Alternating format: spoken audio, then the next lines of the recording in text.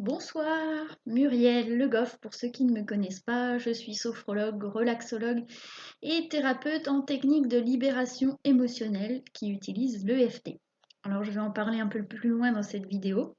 Cette semaine je suis bien motivée, j'ai envie de vous en faire tout plein, c'est déjà la troisième de la semaine, mais bien sûr vous les regardez à votre rythme. Alors aujourd'hui, j'ai envie de parler de la colère et comment pouvoir l'apaiser, l'atténuer grâce à l'EFT justement. Donc je vais préciser ce que c'est ensuite pour ceux qui ne connaissent pas. Alors, la colère fait partie des émotions primaires, les 6 grandes émotions primaires qui sont la tristesse, la peur, la joie, la colère, la surprise et le dégoût. Alors ensuite, ça se discute, hein. Il y a aussi la honte, il y a la culpabilité, enfin il y a beaucoup d'émotions, mais les émotions considérées comme primaires sont celles-ci. Et ensuite, dans chaque émotion, il y a toute une déclinaison de sentiments, de ressentis. Dans la colère, il va y avoir la rage, qui est vraiment une colère très forte qui va envahir le corps et qui va envahir l'individu. Il y a le simple agacement, il y a l'énervement, se sentir énervé, il y a la frustration, voilà, la rage, et l'agacement. Il y a certainement d'autres nuances, mais c'est celles qui me viennent pour le moment. En tout cas, comme toutes les émotions, chaque émotion a une utilité. C'est de l'énergie en mouvement, une émotion. J'avais déjà fait une vidéo sur la colère cet été. Je ne sais plus exactement ce que je disais, mais là, je vais apporter d'autres choses, plus l'usage de l'EFT pour apaiser vraiment des moments de colère qui vous envahissent, qui vous entravent. Euh, je disais, donc oui, derrière chaque émotion est utile. L'émotion est une messagère qui vient nous informer qu'un besoin n'est pas respecté. Derrière chaque émotion, il y a un ou plusieurs besoins.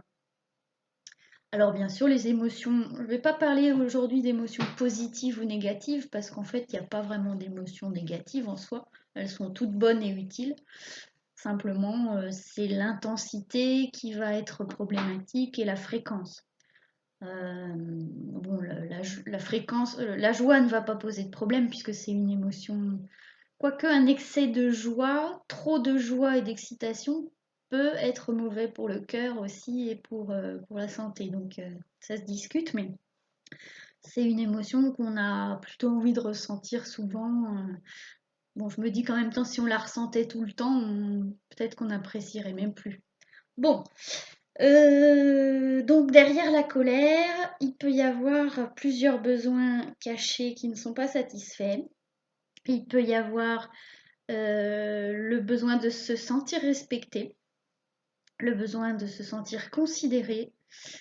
Il peut y avoir un sentiment de colère quand on se sent envahi dans son territoire, quand on se sent bafoué dans nos valeurs, quand des obstacles se dressent sur notre chemin vis-à-vis de nos objectifs, quand on vit des injustices, ou en tout cas quand on a un sentiment d'injustice, quand on subit un dommage, une agression, voilà, quand on vit une atteinte à notre intégrité, à nos valeurs ou à notre territoire. Donc je me répète un petit peu par rapport à ce que je viens de dire.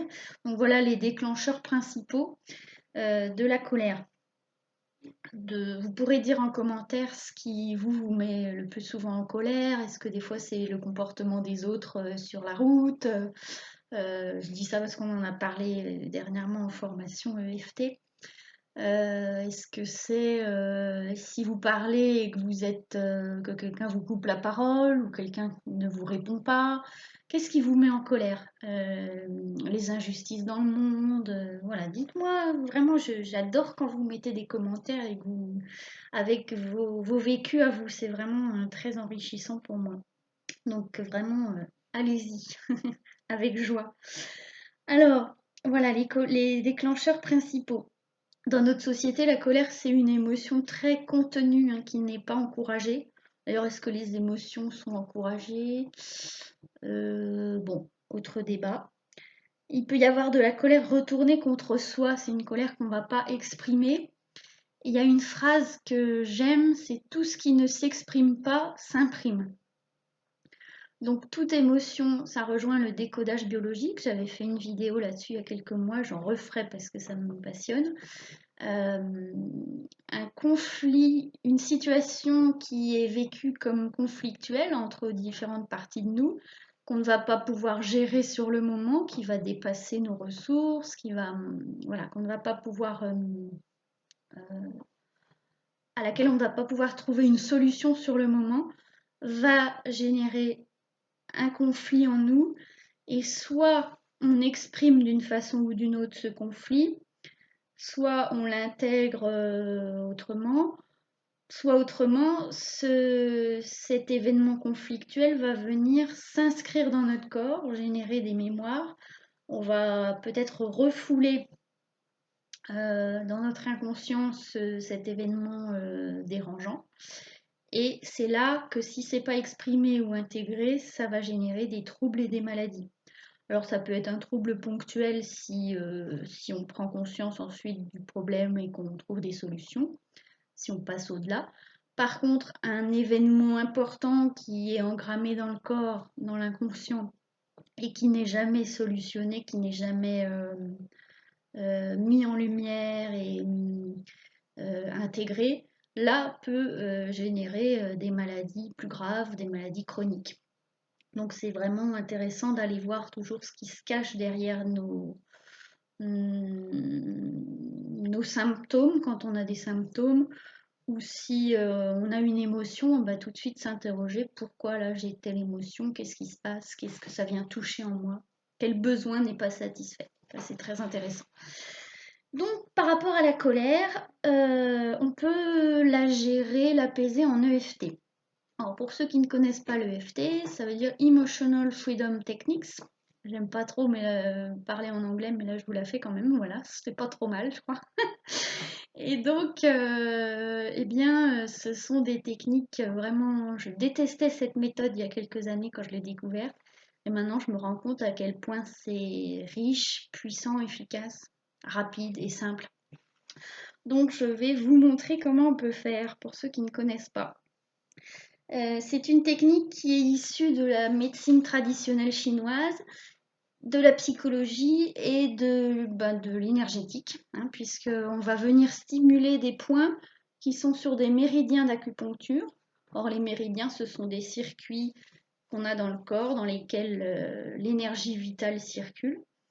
Et quand on vit un événement, un trauma ou un événement auquel on n'arrive pas à faire face sur le coup, ça crée une perturbation énergétique dans le corps, dans le système énergétique. Et Gary Craig, qui est le fondateur de l'EFT, disait que toute émotion désagréable est liée à une perturbation du système énergétique, de notre système énergétique. Donc l'EFT va aider à rétablir le bon fonctionnement, la bonne circulation de l'énergie. Donc je vais prendre dans la démonstration un exemple voilà, pour vous montrer comment vous pouvez travailler avec la colère. J'ai essayé de faire un direct tout à l'heure, mais il n'y avait personne là-dessus. Parce que mon idée, ce serait de travailler avec vous en direct. Que vous puissiez exposer sans forcément être en visio, mais ça peut être dans un chat. Moi j'ai telle situation qui me met en colère, que vous puissiez éventuellement le nommer, et puis le faire en même temps que moi, avec vos mots, avec votre énergie, votre vécu. Donc bon, ce ne sera pas pour ce soir, j'espère réussir à faire ça bientôt. Je voudrais aussi mettre des ateliers de libération émotionnelle, enfin j'en ai déjà mis en place et je voudrais en mettre en place aussi en visio. Donc dites-moi si ça vous intéresse et sur quel créneau. Donc on y va. Alors on va stimuler avec une main, n'importe laquelle. Moi je prends la droite pour stimuler la gauche. Ici sur le tranchant de la main, on appelle le point karaté. Et on va tapoter assez rapidement. Et on va dire, même si je me sens en colère quand je parle à quelqu'un et qu'on ne me répond pas. c'est mon exemple, vous prenez le vôtre. Je m'aime et je m'accepte. Ça, c'est important. Même si, on redit, même si je me sens en colère quand je parle et que je parle à quelqu'un et que la personne ne me répond pas. Je m'aime et je m'accepte. Troisième fois, même si je ressens de la colère dans mon ventre, par exemple, dans ma gorge, quand je parle à quelqu'un et que cette personne ne me répond pas, je m'aime et je m'accepte complètement. Voilà, donc vous faites 3 phrases avec votre émotion, même si je ressens de la colère, quand. Et puis ensuite, on tapote sur le sommet de la tête. Donc toujours assez rapidement, là où vous poseriez une assiette, si vous deviez porter une assiette sur la tête, comme les femmes africaines. C'est à peu près aussi au niveau du chakra coronal, pour ceux qui connaissent les chakras. Cette colère, racine des sourcils, cette colère que je ressens, et vous pensez à la situation qui vous met en colère. Coin externe des yeux, cette colère que je ressens quand on ne me répond pas. Sous les yeux, sur l'os, cette colère que je sens monter en moi quand je parle et qu'on ne me répond pas. Bien sûr, vous formulez avec votre situation à chaque fois. Sous le nez, cette colère qui monte dans mon corps, qui m'envahit, qui me déborde quand je parle et qu'on ne me répond pas. Creux du menton, cette colère. Sous les clavicules, ici, avec 2 mains ou une, mais 2 c'est bien.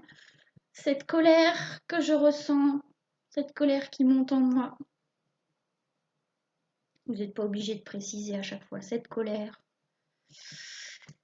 Sous les bras, pour les femmes sur le soutien-gorge et pour les hommes sur les côtes.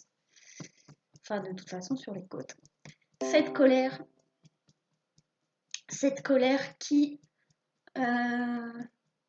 monte en moi, qui m'envahit, qui bouillonne en moi. Et vous mettez toujours vos termes à vous. Sous les seins, cette colère que je ressens quand je parle et que je ne suis pas écoutée, qu'on ne me répond pas. Et là, vous pouvez dire je ne me sens pas reconnue, je ne me sens pas respectée, je ne me sens pas. Vous pouvez dire, nommer le besoin que vous avez qui n'est pas respecté, satisfait. Inspirez, expirez. Et là, vous sentez peut-être des choses dans votre corps, l'énergie qui circule, qui se remet à circuler. Alors, il y a plusieurs possibilités. Soit cette ronde qu'on vient de faire, ça s'appelle une ronde, vous a un petit peu apaisé, la colère est moins forte, et vous pouvez évaluer, je n'ai pas pensé à vous le dire au départ, avant de commencer, c'est bien d'évaluer l'émotion entre 0 et 10 pour voir pour situer où est-ce que vous êtes, admettons à 7. Après cette première ronde, je suis à combien? Quand je pense à cette situation qui me met en colère, est-ce que j'ai encore de la colère? Alors admettons oui.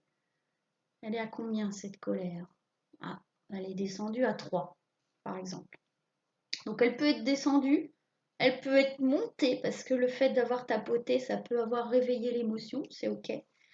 Ou peut-être que ça n'a pas bougé, voilà, tout est juste. Et je vous montre un exemple de deuxième ronde. Même si je ressens encore de la colère en pensant à cette situation, je m'aime et je m'accepte. Même si je ressens encore de la colère quand je pense à des situations où on ne me répond pas, je m'aime et je m'accepte. Même si ça réveille en moi l'enfant qui n'était pas toujours écouté.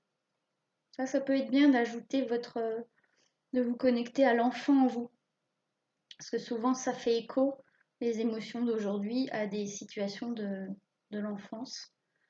Même si ça me rappelle quand j'avais 8 ans et que je ne me sentais pas écoutée, je ne me sentais pas exister, ça peut même être des choses comme ça. Je m'aime et je m'accepte. cette colère qui remonte, qui monte en moi. Cette colère, racine des sourcils, quand j'avais 8 ans, quand j'étais enfant. Coin externe des yeux, cette colère de ne pas me sentir écoutée, entendue. Sous les yeux, cette colère qui s'active en moi. Sous le nez, cette colère dans mon ventre, dans ma gorge. Creux du menton, cette colère qui bouillonne en moi. Ça m'énerve, ça me fout hors de moi. Vous pouvez utiliser vos mots comme ça avec des expressions. Sous les clavicules, cette colère de qu'on ne me réponde pas quand je parle. Sous les bras, ça me ramène à quand j'avais 8 ans. Je parlais, on ne me répondait pas. Sous les seins, toute cette colère. Émotionnellement, c'est comme si j'avais 8 ans. La base du pouce, la base de l'ongle du pouce ou tapoter. Cette colère. Index, toute cette colère. Majeur, cette colère qui gronde, qui monte en moi. Quand je ne suis pas, quand on ne me répond pas, quand je parle. Petit doigt, on saute le 4e. Cette colère qui m'envahit, qui bouillonne en moi, qui me fatigue. Dessus de la main, le point gamme entre le petit doigt et l'annulaire. Cette colère qui m'envahit, qui me déborde dans mon ventre, dans ma gorge. Et là, vous relâchez, vous inspirez, vous expirez.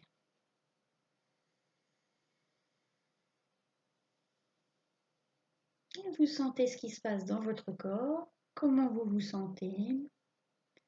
Réévaluez entre 0 et 10 quand vous pensez à la situation, vous en êtes où.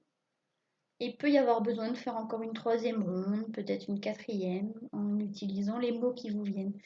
Et des fois, après une ronde, ça vous fait penser à d'autres situations. Et c'est important de les prendre en compte, ces situations. Ah, ça me rappelle quand mon patron me fait des remarques. Même si je suis en colère quand mon patron me fait des remarques, je m'aime et je m'accepte et vous repartez là-dessus. D'accord ? J'espère que ça vous aura plu, intéressé et vraiment mon idée c'est de le faire en live ça. Alors des ateliers présentiels et aussi en visio pour que vous puissiez que je puisse vous accompagner en direct sur des émotions. Donc là c'est la colère mais ça peut être sur la peur, ça peut être sur la tristesse, sur des phobies, des addictions. Enfin j'aimerais faire des ateliers à thème. Il y aurait une première partie théorique comme j'ai fait là où je parle de la problématique, donc j'explique un peu la colère, les besoins qu'il y a derrière, etc. Puis EFT à faire ensemble, ce serait sympa. Voilà, donc ça peut être sur Zoom, ça peut être en direct sur Facebook, donc des petits ateliers comme ça. Enfin, il y a des ateliers de libération émotionnelle aussi chez moi. Donc voilà, c'est vraiment super et c'est riche de pratiquer ça à plusieurs. Parce que souvent il y a des résonances, enfin, il y en a toujours même parce même si on est tous différents, on est aussi tous pareils. Et du coup, c'est vraiment sympa à plusieurs. Voilà, donc j'attends avec joie vos commentaires et à tout bientôt pour une prochaine, parce que je suis au taquet en ce moment sur les vidéos. Ça me fait plaisir et je vois que j'ai des retours sympas, donc merci à vous et bon week-end!